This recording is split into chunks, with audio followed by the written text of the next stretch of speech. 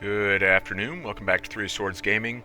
As hopefully we wrap up our personal story playthrough as the story is to date, which is with the release of Visions of Eternity. I believe this will be the last video necessary to cover this particular release. So we will dive right into it. Where did we leave off? We left off. Oh, I started here for a reason though. Which was just to emphasize how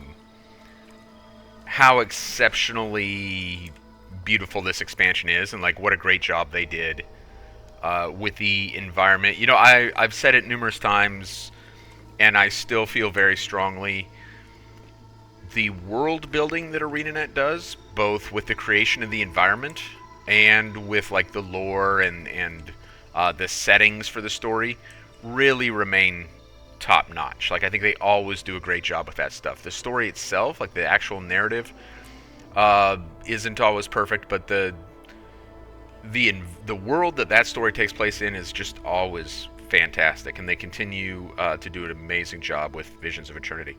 Okay, so where did we leave off? Well, we have learned a lot from Isgarin here. There he is.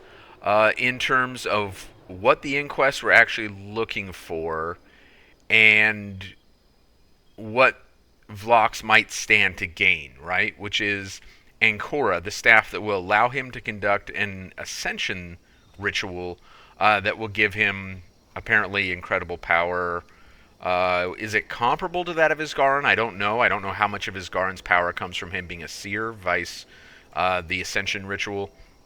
It is a more extreme version of the ritual, or rather, the ritual that the wizards in the Wizards Court go through is an abbreviated version of the ritual that Vlox might undertake. So, The vault should be near.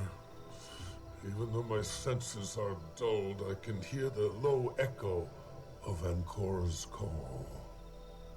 Let's spread out and find a way in. okie dokie.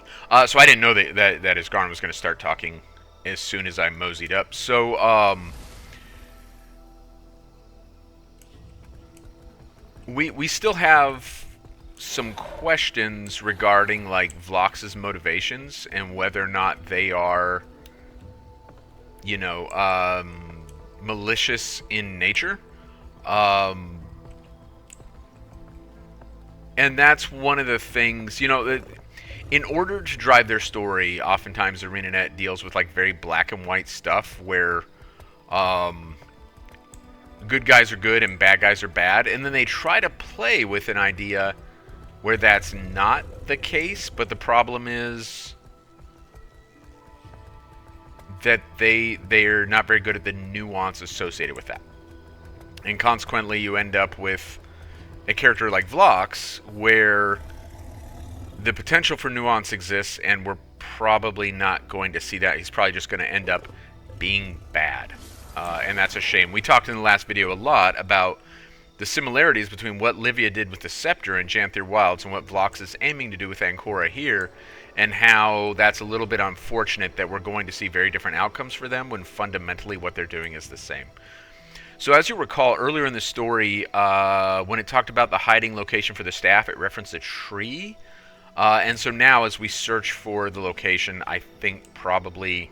And I don't remember, I genuinely don't, but I have a hunch, like, we should probably be looking for something with a tree. And also, I'm wondering if I'm supposed to be using my skimmer for this or something. Both things that I genuinely don't remember. The other accounts where I'm currently playing through the story are not as far along. My main account, I finished the story. My other accounts where I'm playing through the story are all behind this one. So, alright, let's try this tree over here. I don't think, unlike the other trees that have our allies gathered around them, this one does not.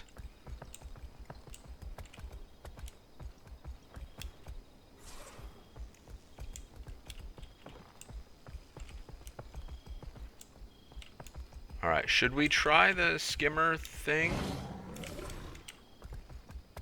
I think I found the entrance. Or we can just go under the tree, and there it is, right in front of us. Alright, good job, Commander. Man, you're so much better at this than I am. Isgarn, we found the entrance. Come over here and look. Look what we found. We're so proud of ourselves. Strange, Sidney's spell. I didn't know the way, and yet there it is, nestled in my memory. How prosaic. Nasty magic. Indeed. Now, my people were as theatrical as they were pragmatic. By the looks of it, the door is sealed by a tiered balancing charm. To enter, we'll need to manually activate each tier to disengage the lock. The activation points shouldn't be too far. But since we don't have a vault keeper in our presence, you will need to activate the Wayfinder. I worry what it might do if I tried. I'll start looking. So this again begs the question. We remember, that Ancora has been here for hundreds, if not, over 1,000 years. The exact amount I don't know. It clearly predates, like, Guild Wars 1, which has, like, a kind of a re-release coming up soon, which is kind of interesting. Anyway, and supposedly, like, and so the staff has represented a potential threat all that time. And okay, we found a thing, and Isgar never addressed that. And then at one point he actually says to us, if I could have done something, I would. But if he just needed a proxy to act on his behalf, why wasn't the Wizard's Court adequate for that? I felt that. You'd think the Seers would reinforce their territory a little more securely, given everything they've left behind. These defenses were always meant to be a temporary safeguard. Sidney hoped that he'd return should the Mersat fall, but he before they. To their credit, only we've made it this far. That actually is not bad dialogue, because the player could easily be thinking that as well, right? Like, oh, I found a door, and then I just walk around and find these plates around the tree. Like, that's fairly simple. And so they kind of give us, and I think that's the second time they've done that within Visions of Eternity, where they use sort of additional dialogue to address what the player may be thinking at a point in time. This expansion continues to be above the others when you talk about, like, attention to detail and,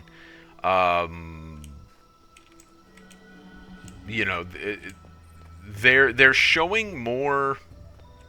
Do I want to say skill? Maybe.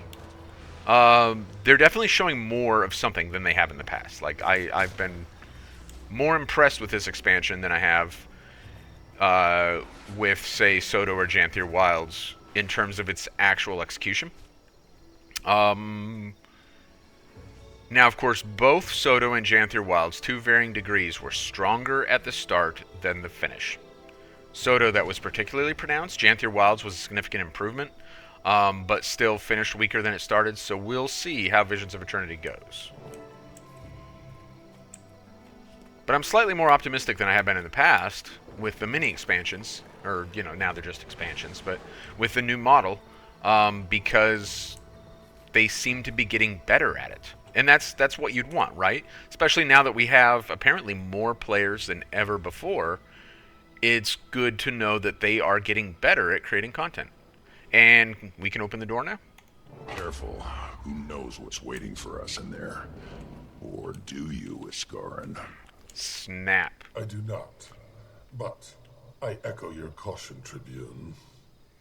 Follow me. And try not to touch anything unless I instruct you to. Okay, so if I remember correctly, there is like an achievement for just touching things anyway, which is kind of funny. I Reminds don't. me of Alona. Thousands of years of secrets buried away in the sand. When you've been in one ancient tomb, you've seen them all. That's a very good. That is good. I think it's this orb right here. If we touch it. You hanging in there? Yeah. This place is drenched in Sidney's spite. I can sense his grimace through the veil. Sure wanted to keep you out, huh? I broke rules and was punished for it. I'm not undeserving by my people's standard, that is. I shouldn't interact with anything. You must search on my behalf. Please, use a delicate hand. This is another great example. You know, once in this video already, I talked about how good they are at creating environments. Like, what a fun thing happening there, right?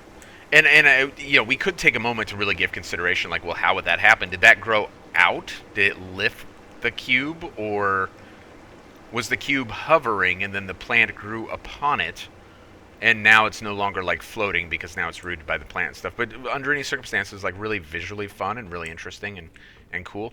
All right, we got a whole bunch of artifacts in here, which we're going to look at.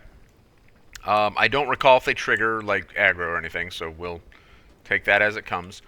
These are more of the same skin set as the sword that we found earlier, where I said you can get those skins. These are also... I'm kind of concerned at some point I'm going to trigger something here. I don't know about that, unless it's like a focus or something. I think that's just a... Okay, that seems to be more significant than the others, but we're going to leave it for last then. But yeah, all these weapons here. In fact, I know that's not a focus over there because I believe the key is the focus. So, like, a lot of these, but not all of these, are actual skins that the commander can wield. Alright, let's look at the key. Probably not our artifact if it's just sitting out. Okay, well, they're all just sitting out, Commander. So by those standards, should you skip the rest? It's a staff we're looking for, right, Iskarin? Yes. Are we going to have, like, some dialogue after every single thing we look at? Don't touch it, Wayfinder. Not unless you want all your vital fluids to evaporate in an instant. I don't. So this horn has... You know what that reminds me of? Which has nothing to do with Guild Wars. There was a Sci-Fi Channel miniseries that was done to the quality of a Sci-Fi Channel miniseries, which is to say not particularly impressive, but was actually, like, really enjoyable for, like, B television. It was called The Lost Room, and it was a lot of fun, and it involved various artifacts that would do strange things when people touched them or attempted to use them in some way. Alright, let's look at the thing in the frame here, the letter in the frame. Beautiful. Skarn doesn't have anything to say about that. What is this? This little candlestick. Ritlock, you're totally in my way. I wonder if the Seers had any idea that their creations would cause so much strife. Who knows? Who knows? Alright, is it... Well, let's look at the scroll over here first. A lot of scrolls in here. Wonder if the Astral Ward or Derman Priory could preserve them. I wonder if we can get them to fight over it. That's the real question, right? Alright, glowy thing. No mention of Dividium Nava. Well, we're definitely in the right place. But we need to go farther inside. An echo grows louder. Perhaps, yes, we must go deeper. Huh. If that's your impression, Isgarn, why didn't we just skip all this? Okay. This vault is sealed by Shadow Stone. Ancient seer magic used to store immense power. Like Bloodstone, yeah? One inspired the other, so to say. But Shadowstone is far more powerful and more pure. Inert as it is now, the stone is useless. But my heritage serves our purpose. I can form the magic that the stone feeds on. Wayfinder, you'll need to collect the coalesced energy and deposit it in the stone, even inert.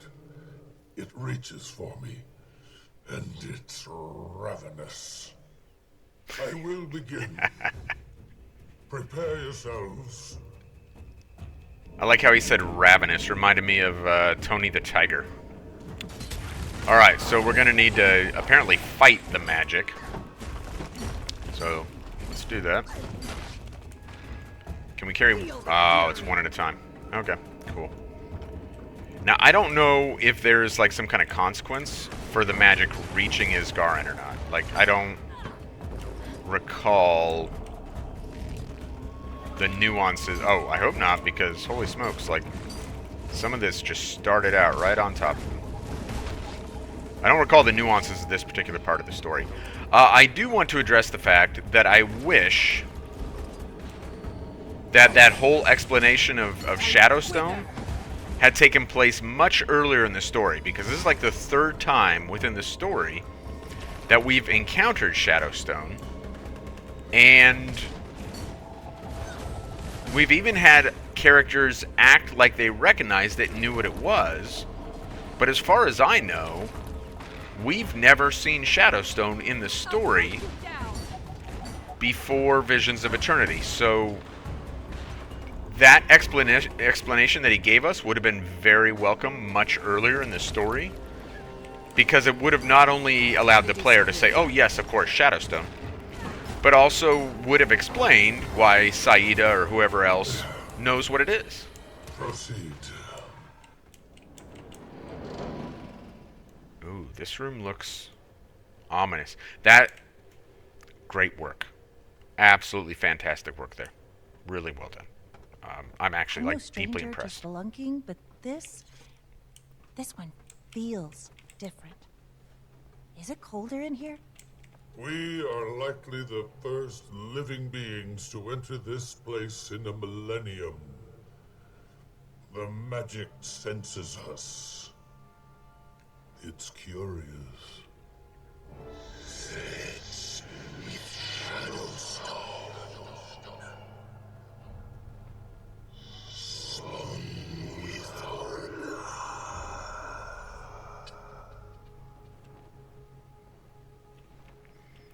Oh, right. So again, we have the conversation about, like, the magic behaving in a way, almost like they want to attribute sentience to it. I don't know how to feel about that. I don't know exactly what they're trying to communicate. I also don't know when Isgarin says the magic senses us, it's curious. The voice actor in this particular case, and I do think the voice actor for Isgarin's pretty good within, like, the constraints that they gave him, with, like, the speaking the way Isgarin does, I guess. But in this particular case, it is unclear if it means the magic is curious about us, or if the way the magic is behaving is curious, as in, like, synonymous with peculiar, right? I don't know which they meant there. And if it's the magic is literally curious about us, then again, we're really attributing, like, a personality to this magic, which is kind of a bit much. Okay, so here we have the staff. Isn't it?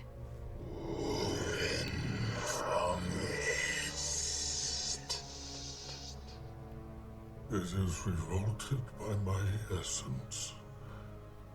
Wayfinder. Alright. So I wish we could walk up and take a good look, but I think the story is going to advance when I get close enough to it. So we'll just try to get a good look. So that is, as I mentioned earlier in a previous video, the same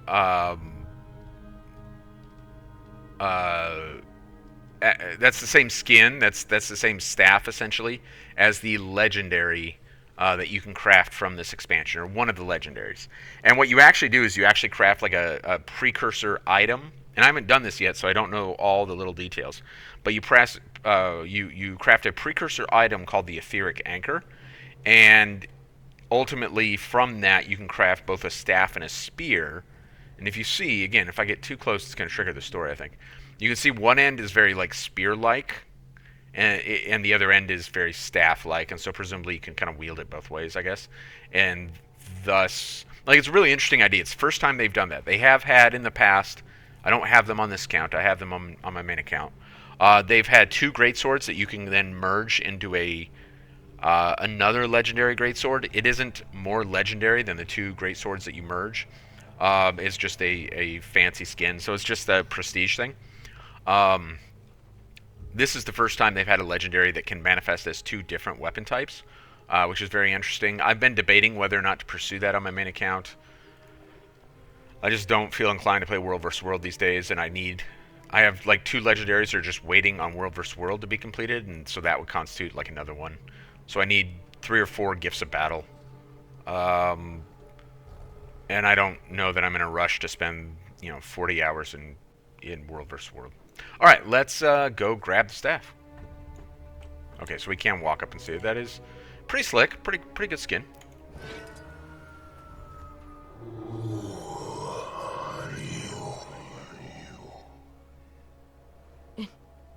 Incredible.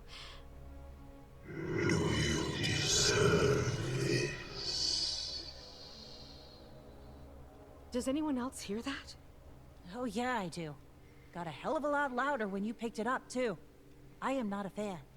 Those who crafted Ancora sacrificed a piece of their essence to it. You are hearing all of them, all at once. Sounds way too powerful to be tucked away on some island. Sidney thought its destruction would mark our demise. Otherwise it would have been destroyed long ago. Do you wish to ascend?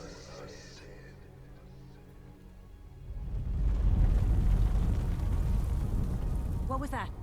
I don't know, but let's get eyes on whatever it was. Okay. So we got the staff now. And this is presumably, as far as we know, what Velox is after. Pretty cool. Like the effects when we wield it. We got little floaty things and stuff. I like the touch where, like, there's a tiny piece of all the different seers that crafted it, like a little bit of their essence within it. That's not completely original in the Guild Wars 2 world, but it is, it's a fun thing to have pop up here.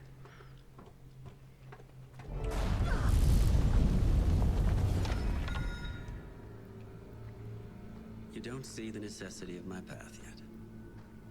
You will, Commander. You're results-oriented.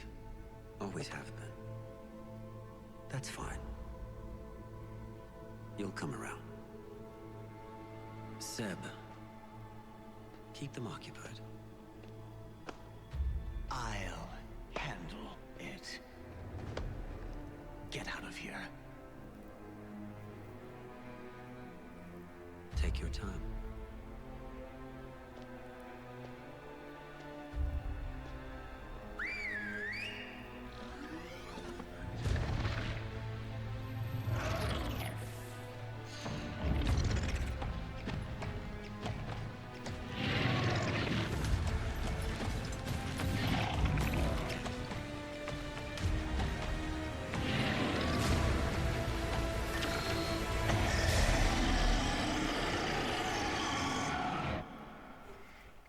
Alright, really cool cutscene, right? I quite like it. I'll tell you what I don't like, and we Looks may... like you've got this under control. Oh, is that Kuda? Are you leaving already? Yeah, just like you left me on that beach to be eaten by a crab. Don't assume I need you, Kuda, because I don't. Stand down. I want to have my fun first. I can cast a ward, but not much else. The explosion released... You must...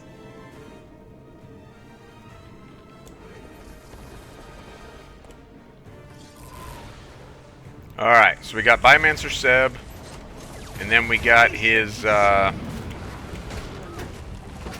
raptors here. So there is stuff to talk about here, but of course, I fight poorly when I'm talking, and I talk poorly when I'm fighting, so we may have to, Strength of the pack. we may have to be patient. I'll revive you soon. Wow, my pet died just like that, huh? That's unfortunate. Oh, and... We heal as one. why can I not swap? There we go. Alright, I'm not actually doing a lot of DPS right now, which is unfortunate because this fight can be challenging enough. I think so I'm much stronger on my main account. My Necro on that account is much stronger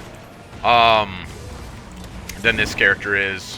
Oh, this is going to be a problem for us. Yeah, so that rocket barrage, I think there's an achievement for like for not getting hit by it or something. 2, it's the worst part of this fight by far, and I don't. I have yet to figure out. Now, I wonder if those are actually. I should have saved that skill, because maybe that pet skill will just. I believe it destroys projectiles, and if those rockets are projectiles, then that could be advantageous for me.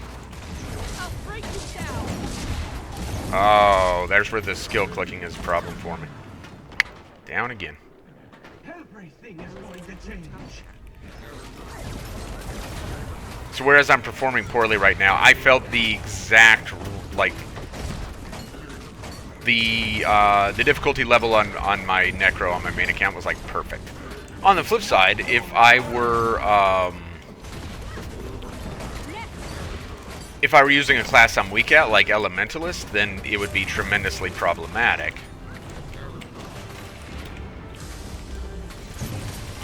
Endurance running low. Time to do some real damage. Alright, yeah, it looks like they are projectiles. It looks like, so projectile destroy or projectile block appears to be effective. We heal as one. I'll break you down. Alright, he should phase pretty soon. You useless machine. I will end this myself. 5, 7, Eyes on the to my raptors. side.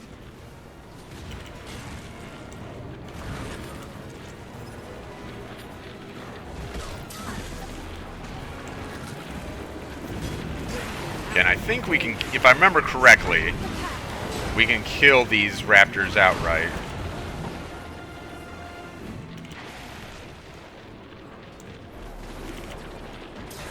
Ah. Clear the air. I'll break you down. Eyes on the raptors. Heal as one. You'll have to hit much harder.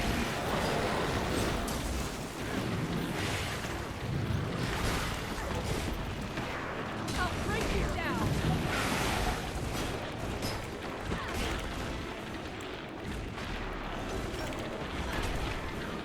We heal as one.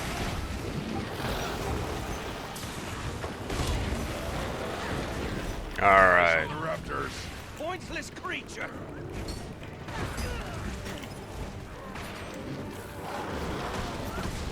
There we go. We're in a much better place now. You sick? Oh, unless I keep getting hit by that. Heal as one. I'll break you down. That stun. Problematic for me. Alright. I promise to utilize your innards in my next innovation. Oh, the raptors are back. Fun. Raptors. I mean, not particularly fun, but interesting. We heal as one.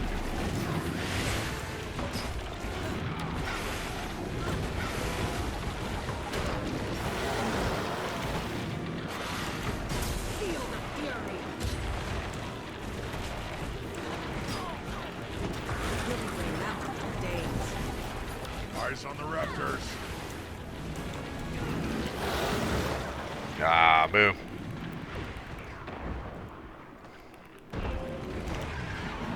We heal as one.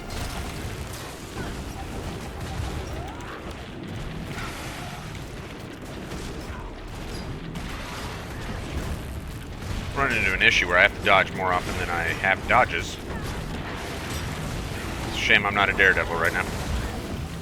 And also does that have a telegraph and I'm not seeing it? On the raptors. Okay. Let's try and put Sebb down now. So there is some stuff once I get through this fight. Again, I'm doing a really poor job of this today. In fairness, while it was significantly easier on my Reaper, you could also point out that Reaper is kind of Guild Wars 2 easy mode. So maybe that's why it was so much easier for me on my Reaper. Eyes on the raptors. We heal as one.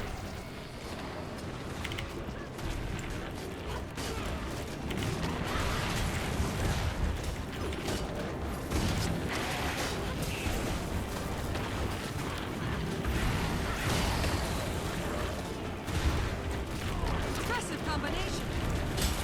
Time to do some real damage. You sick? We heal as one. Eyes on the raptors. Kid, finish them! Not me! Mindless fools! Oop. Not me! Oh, I don't know if I caught that the first time I played through, that the raptors turn on Sebb when you're at about 5%. That's a fun touch. Alright, can we get through this so that I can talk? Good job, you two. Instead of just being awful. What do we do with them?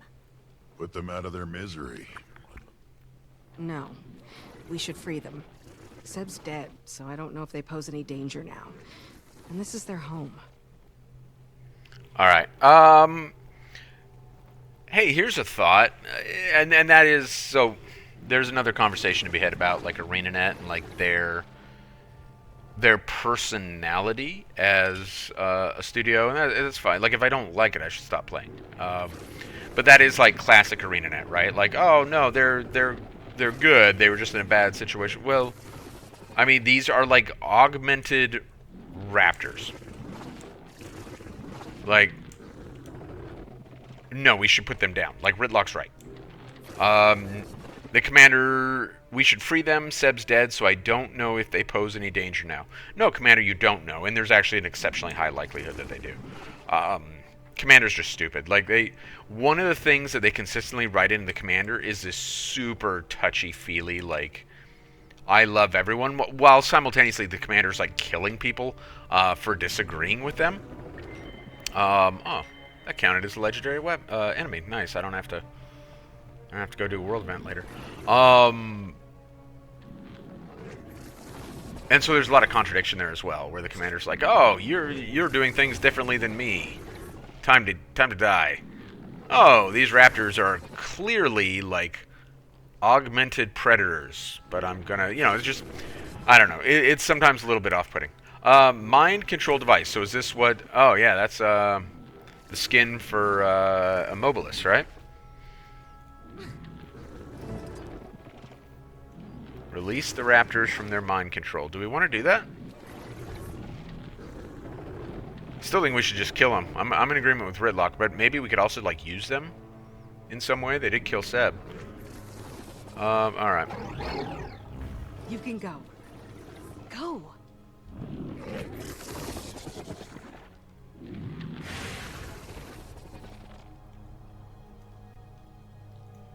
Is that dead Sebb? Dead Sebb. Alright, before we talk to Isgarin, who clearly is experiencing some sort of issue, the cutscene. So one, really well done. I quite enjoy it. I think it's pretty good. In fact, I think it's very good. Along with the stuff with Kuda and Sebb after, I also think is good. I like the dialogue by Vlox. I think there's some subtlety there. I am under the impression that they made effort both through the dialogue and through how they animated that Vlox has every intention of Sebb dying in this fight. Which, because I suck, like he almost didn't. Like I went down several times. But, I mean, the commander always prevails, like in terms of plot armor. Like the story is that. So,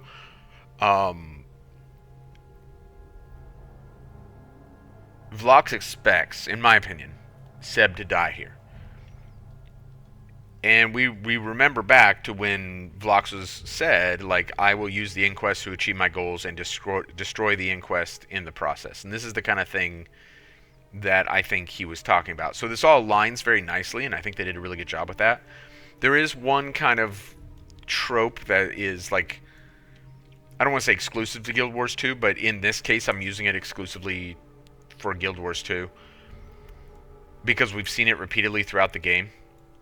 So this person, the commander, to date in the story, has killed 6 dragons, 1 immortal lich, 1 god, 1 demon king, and put down like a titan uprising by closing a portal to the underworld and Along the way, there were a handful of other, things that Commander also did that were truly extraordinary.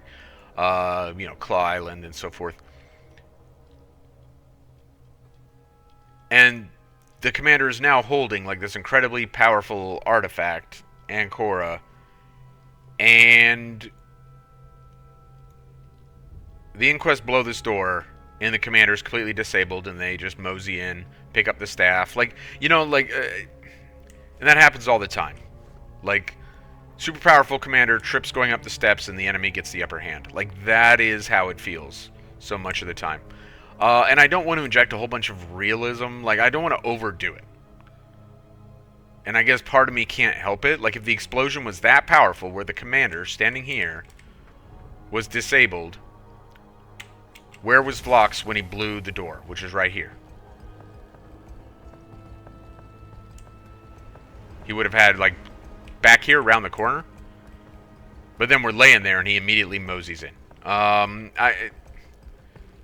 Was there another option? Maybe. Let's see what's going on with Isgarin. Iskarin? Can you hear me? My well-being is the least of our worries now. Well, the annoying one is dead. We won a battle. Yeah, but Phlox has the staff. Let's get Iskarin out of here first. Then we can figure out what to do.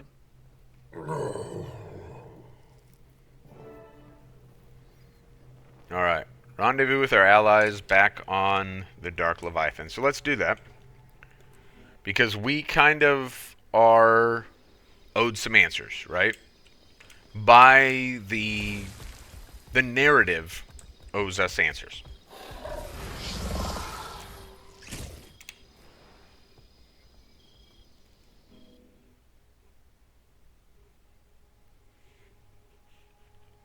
That doesn't mean we're going to get them. But the narrative owes us answers. And certainly we'll get some of them. I don't remember what I believe is the last instance. I don't remember how it goes.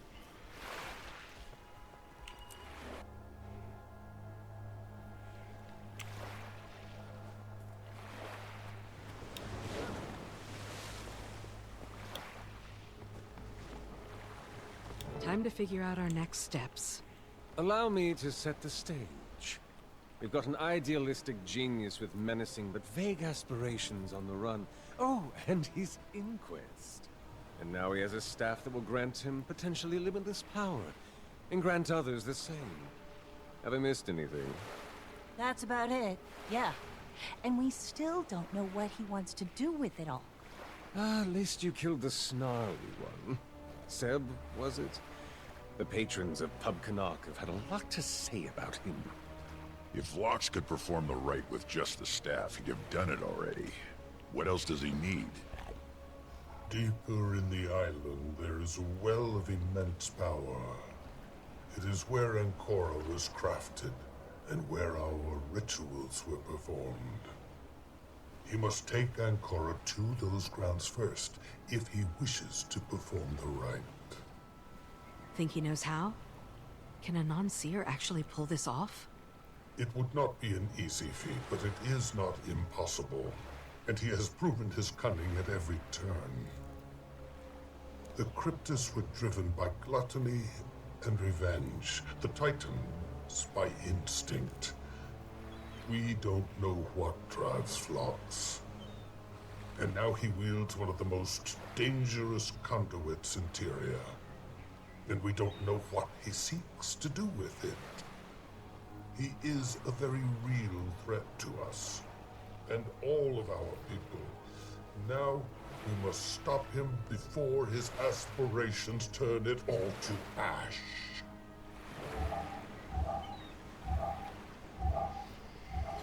Before I say anything else, I must thank you for disposing of Sebb for me. In the end, his cruelty far outweighed his usefulness. He will not be missed. I regret that things have gone this way, Commander. You deserve better. But circumstances have dictated my choices for me. You need to stop this, Phlox, while there's still time. That there is still time is exactly why I must continue. The future of our world is at stake. Tyria has survived a dozen crises because of you. We may not survive the next if we don't act now. I'm still not your enemy. I hope you will see that soon enough. But for now, I must continue onward, regardless. You don't have to do this, Phlox. I do, Commander. Someone must. And no one else will.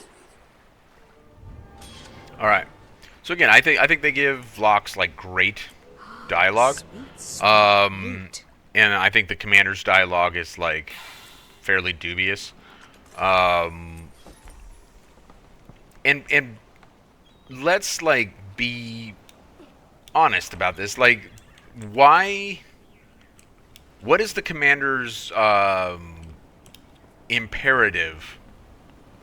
Like, what is their like moral high ground here, where they have the right to tell Vlox not to do this? Like, what is their moral mandate when they say this to Vlox? Vlox, you can't do this because I have judged it wrong. This isn't.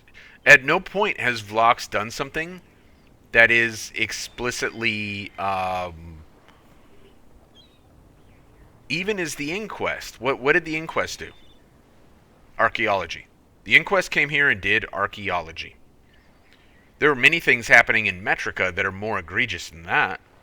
But instead, we followed them all the way here because we're angry about their archaeology. The only thing that Vlox has done is in direct response to our own actions.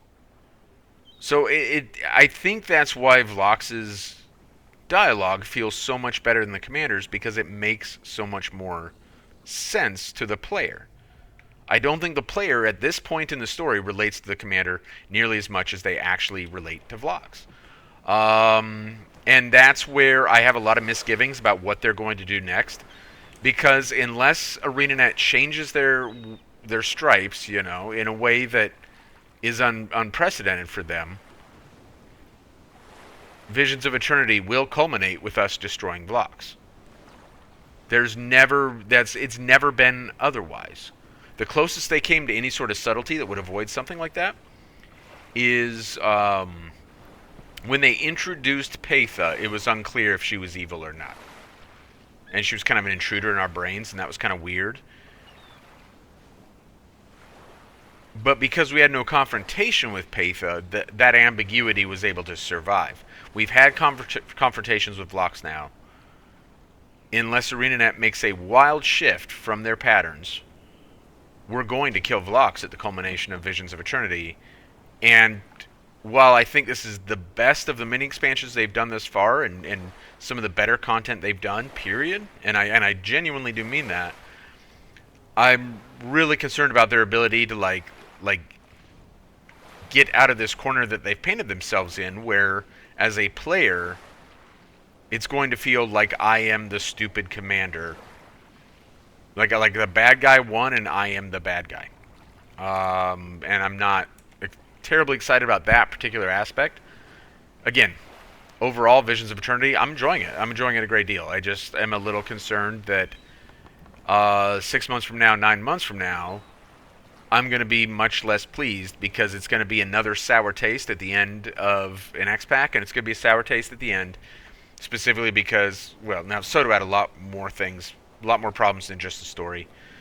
And Janther Wild certainly had some areas it could improve, but if nothing else, the story in Visions of Eternity, I'm concerned is going to be a letdown, because they're painting themselves into this corner that they can't get out of. You need to give me a reason to feel like Vlox is not the good guy. Because if we remove ourselves from the role of the commander and just take a step back and look at what the commander's done, commander's a real piece of trash. And the commander might actually be the bad guy. Like, maybe we should be cheering for Vlox here. Canuck, do you have any thoughts on this? Commander, care to talk some sense into our dear pirate queen? To which we respond, don't sign me up to mediate. Are you ready to admit I was right about Vlox? Not at all. Have you forgotten your first meeting with the commander? You tried to turn them into Joko for a bounty. that was different. It was. You didn't even believe you were saving the world by doing so. It was a mistake, and one I've more than atoned for. Exactly. Which is precisely why it is too early to pass definitive judgment on Director Vlox. Ah, you're an ass. I humbly accept your concession, my dear. Yeah, so this whole thing where Saida and Canon go back... I'm assuming it was deliberate that the studio wanted Canon to be the voice of reason and Saida to appear very, like, hypocritical or like she massively lacks self-awareness. It has to be by design, right? Because of the very dialogue that Canon has here. But why? That doesn't endear us to Saida. It actually takes a character that maybe was more likable before this expansion and makes her less likable. It certainly makes Canon more likable. I don't feel... If they were trying to present a dilemma here between these two, where like the various players across the community would find themselves on either side of this conversation, I'm not sure they hit that mark. I feel it's significantly more likely that 90% plus of players who are playing this game are going to find... are going to take Canon's side with basically no hesitation on this particular matter. Isgarin, what do you think of the water, dude? I once thought that I knew the solution to each of the world's problems. You don't? It's impossible to know.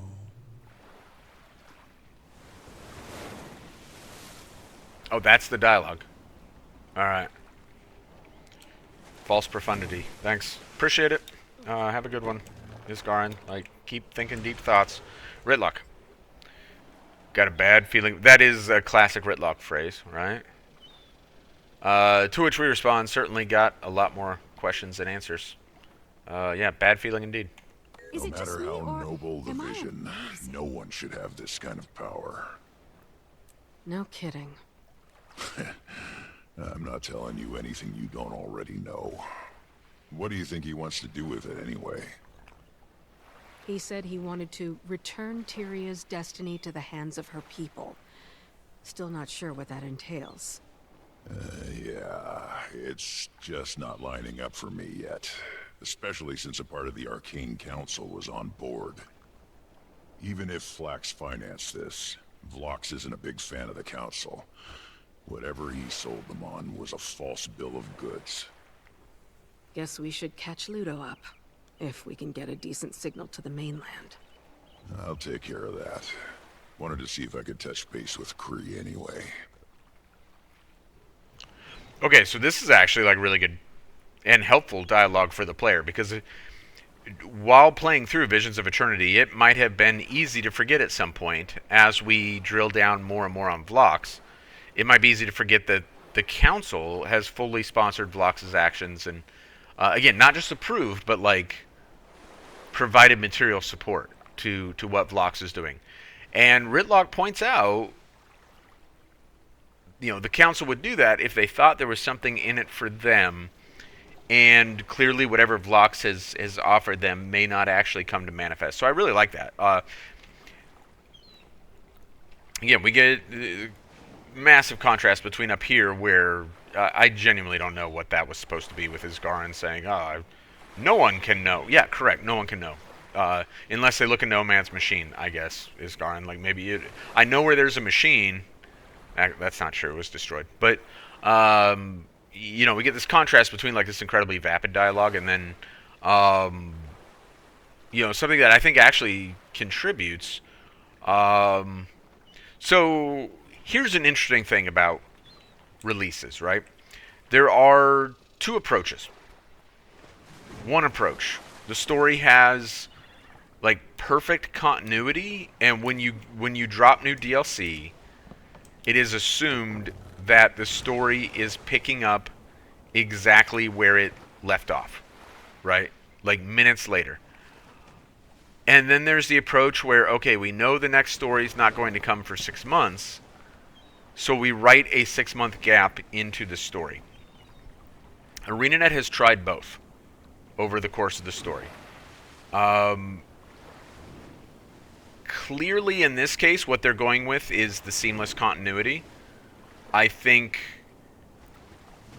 when we pick up, 5 more months from now, it's going to be minutes after this conversation. Presumably, Ritlock will be getting in touch with Ludo and Krisha. Because this is where it's going to leave off. Like, that was it, right? Where's Visions of Eternity? That's it, man. That's what we got for right now. We're about to make a phone call. That is where the story's going to leave off. Now, obviously, the real cliffhanger is that Vlox got away with the staff, but, like, literally, what's happening in the story is Ritlock's going to make a phone call, and so we're waiting on that. I would like...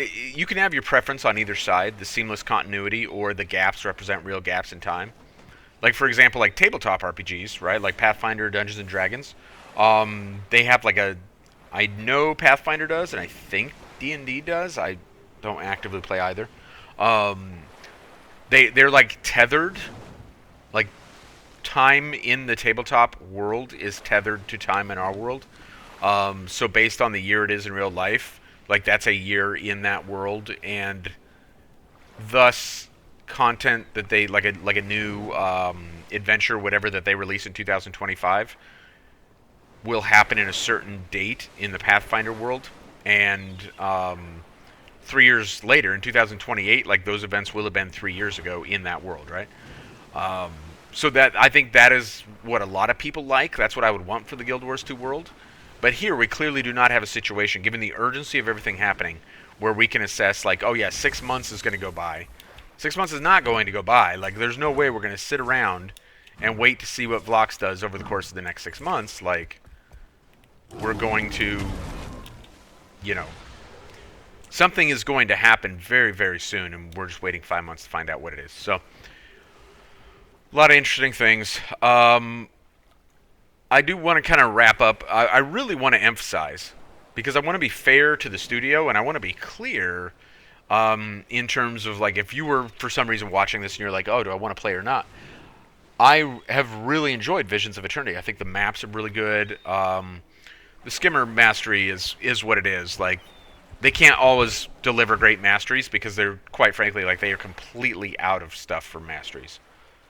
Like, redoing mounts is, like, the only thing that they have left, because there's just nothing left. They can't continue to tie them to the housing anymore. They did that in Janthier Wilds. They had a mastery track for housing. Like, I just don't know what they have left. And I think they're really, really going to struggle with that. So the masteries in this one are probably not, like, super amazing. The mirrors are fun, though. But some hiccups notwithstanding, I enjoyed the story. I enjoyed the maps. I think the meta events are good. And we're supposed to be getting, like, some really meaningful, like, content, not content like story, but, like, additions to the game with this next patch at 3 months, and then more story at 6 months. So I'm looking forward to this. If I'm concerned about how the expansion ends, that's because historically, like, that has been a consistent problem when they try short format content. It was a problem, in my opinion, with Season 3 and Season 4. But putting those off to the side, it was definitely a problem with Icebrood Saga. It was definitely a problem with Soto. It was definitely a problem with Janthier Wilds. Can they avoid it this time? I hope so. All right, well, let's wrap it up here. As far as the story goes, it's going to be like 5 months before we get back to it. So all 5 of my viewers are going to have to wait a minute to get the continuation of the story. However, I think at some point here in the very near future, probably like the next few weeks, I'm going to start working on, like, some new player guides that are super elementary in nature, since there's a lot of new players in the game, and while my production quality may be mediocre, maybe I can at least make things, like, easy for new players to understand. So we'll see. Maybe I'll work on that a little bit. All right. In the meantime, I will see you about 5 months from now for the continuation of the story. Thank you, and you have a good one.